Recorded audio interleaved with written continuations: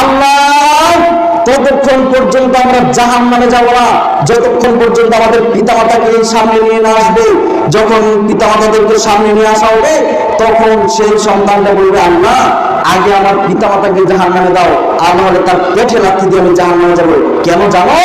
কারণ আমি আজকে জাহান্নামে যাচ্ছি সালাত পড়িনি এই জন্য, জাহান্নামে যাচ্ছি মেয়ের সাথে আমি জিনা করেছি এই জন্য, জাহান্নামে যাচ্ছি সুদ খেয়েছি এই জন্য, জাহান্নামে যাচ্ছি সিগারেট নেশাদার দ্রব্য ইত্যাদি পান করেছি এই জন্য, মানুষকে হত্যা করেছি এই জন্য জাহান্নামে যাচ্ছি।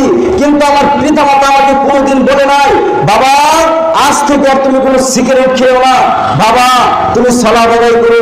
ফজরের সময় আমার মা কোনোদিন ডাক দিয়ে বলে নাই, ওঠো বাবা ওঠো সালাতের জন্য উঠে পড়ো। আমার মা কোনোদিন বলে নাই, বাবা তুমি দাড়ি রাখো। আমার মা কোনোদিন বলে নাই, বাবা তুমি জিনা থেকে দূরে থাকো। আমার মা আমার বাবা কোনোদিন বলে নাই তুমি অন্যায়